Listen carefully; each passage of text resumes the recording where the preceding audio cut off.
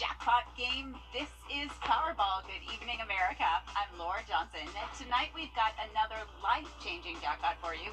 It's worth an estimated $22.8 million, so get those tickets out. Let's play. That first number up is 14. Followed by the number 42. Tonight we're going to meet Casturo Gonzalez, who won $250,000 playing Powerball. Now for the rest of those numbers, we've got 64, 16, rounding it out with 48. Your Powerball number tonight, good luck everyone, is 14, and your Power Play multiplier is 2. Let's take a look at those numbers one last time. Remember, there are multiple ways to win. We'll see you back here Monday night. Good night, everyone. Live from Augusta, breaking news. Breaking news out of South Carolina near exit 18 on I-20. The Edgefield County Sheriff's Office confirms one person has been arrested and another is still on the run following a chase that ended on I-20 near exit 18. This incident has been causing miles of delays since 7:30 this evening. Our Audrey Dirkherber is live near exit 18. Audrey, what's going on out there, and how did Edgefield County deputies end up in Aiken County?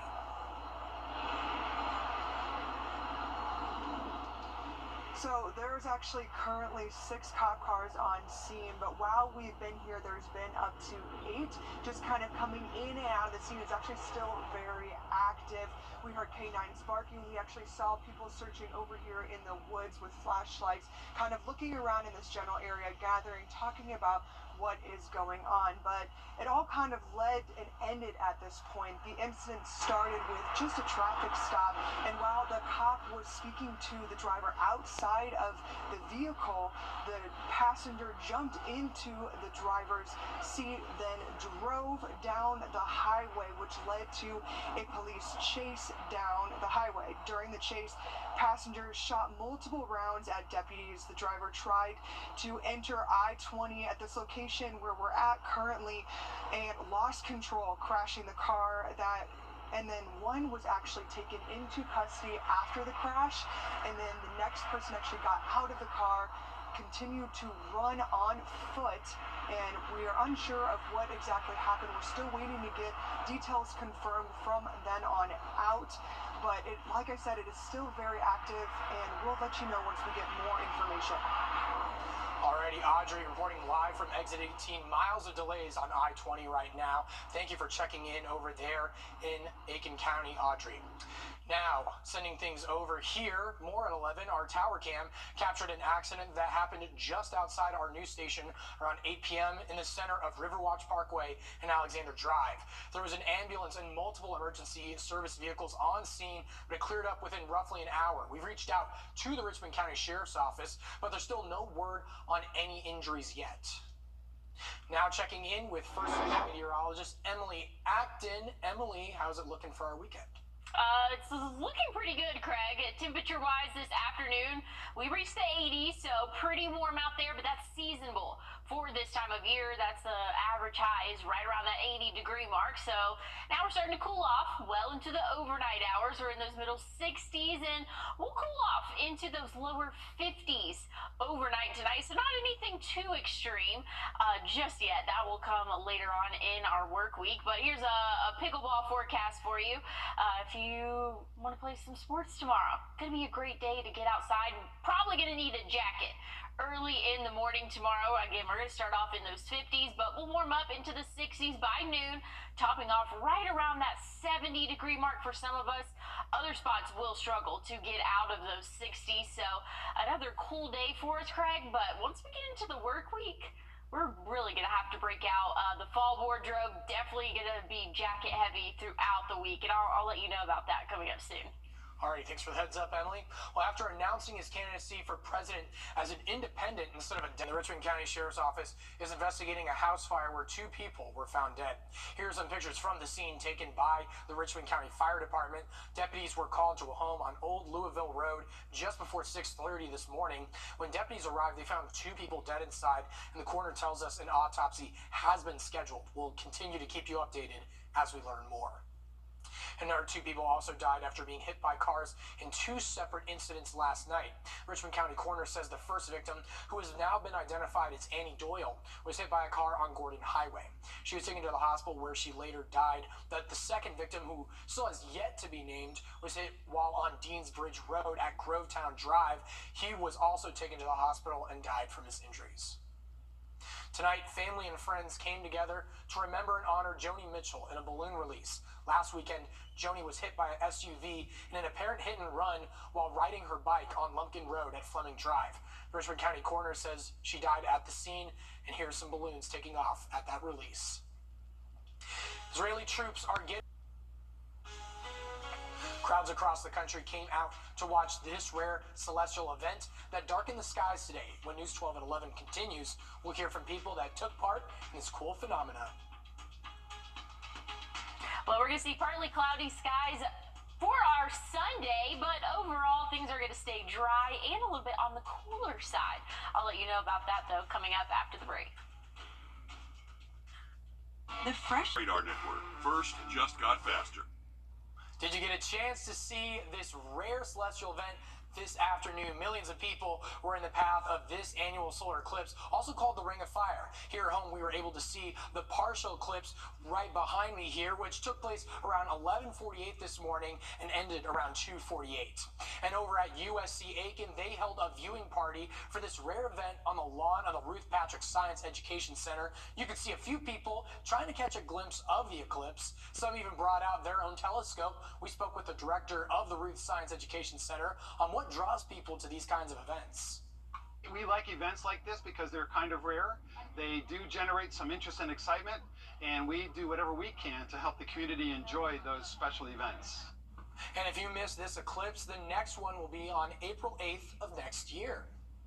How were our skies looking, Emily? I mean, I was kind of inside. I mean, that Friday, just all loom and gloom up in the sky. How visible was the eclipse for us across the CSRA? I wouldn't even say 50-50, probably like 20-80, only about 20% of the CSRA really got a nice view of it. Others, it was clouds obstructing the view, unfortunately. I didn't get to see it. I don't have the glasses, Craig. I couldn't find them. So, yeah, I didn't have them. Anyways. That's in my eyes, you know. Yeah, well, at least we got to see a lot of really cool pictures, so that was good. We got lots of viewer pictures sent in for the places that could see it. So, there was that. But anyways, things are looking clear overnight tonight, so just a little bit too late for that.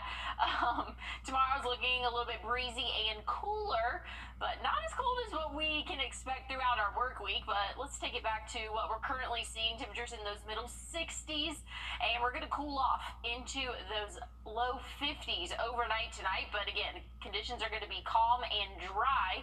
Start off our Sunday with mostly sunny skies. Cloud cover will come in for the afternoon, and then you're going to see some rain start to pop up late overnight Sunday and into the early morning hours Monday. I don't even have this included on the 7-day just due to when it's expected to occur and how little of this will actually make it to the ground. Shouldn't cause any issues there. Again, it's going to be late overnight Sunday into Monday. Could see an isolated shower, but partly cloudy conditions Monday. Check this out. This model right here has us only warming up into the low 60s. I'm thinking roughly around 65 for the high temperature come Monday. So things are looking a lot cooler for us. And again, here's a look at the jet stream, a little bit better of a visual there. So we can see that cooler air starting to dip down. So here's Monday. That cooler air has reached us, and we're still going to see some partly cloudy skies. Not expecting any rainfall. That's going to come late in the week. So this is going to be Friday. That's when we're expecting another cold front to move through, and that's actually going to bring some rainfall to our area. Again, it's still 6-7 days away, so still have to keep an eye on timing and just how much. But hey, you heard it here on Saturday. Heads up, there could be some rain come next Friday, and I did include that one on the 7-day just due to the timing of it.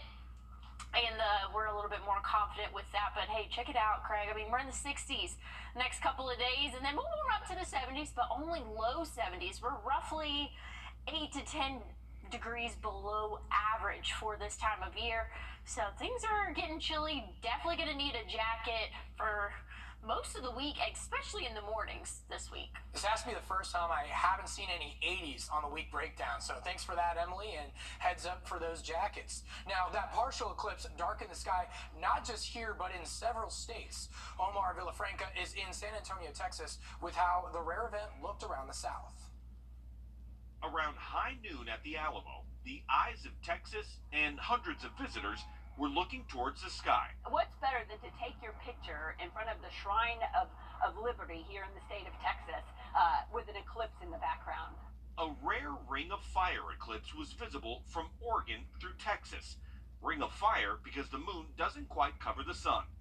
In Utah's Bryce Canyon, people hiked into nature to witness the eclipse, while others flocked to LA's Griffith Observatory to get a glimpse. John Cuddy flew to San Antonio from North Carolina to watch the solar phenomenon. He witnessed the 2017 eclipse and didn't want to miss this one. It's just really cool. Yeah, and it doesn't happen often. Like, I think there's only been a few over the continental United States in the last, couple of decades, and that's a kind of neat thing. NASA took the opportunity to launch 3 rockets into the atmosphere. This is absolutely going to be new. I have no idea what my instruments are going to see. Dr. Aero Barjata was in charge of sending the rockets to the edge of space to study the ionosphere, a mission 3 years in the making. But he made sure to see the solar phenomenon with his own eyes. At that point, we kind of run outside the building, wait to see the rockets get shot into the sky, also take a peek at the eclipse, and then run back in because we got to get ready for the next rocket. I like the look, I just can't see anything out of it. Back on Earth, the eclipse stole some of the spotlight during several college football games. That's very nice. Even the Houston Astros' Jose Altuve couldn't resist checking out the Ring of Fire. And don't throw away your eclipse glasses just yet. Again, the next event is only 6 months away in April 2024. From Maine to Texas, it'll be a total eclipse, meaning it will be dark in the middle of the day. Saturdays and college football go together like peanut butter and jelly. Dan and Alyssa are breaking down the Dogs and Gamecocks performances coming up next in sports. And as we head to break, here's a live look at the Sphere in Las Vegas and your winning lotto numbers.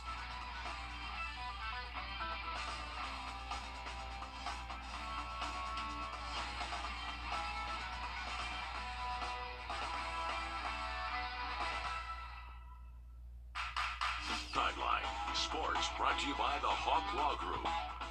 Good evening, everyone. After toying with their food for most of the season, last week the 2-time defending national champion and #1 ranked Georgia Bulldogs woke up with a dominant win against Kentucky.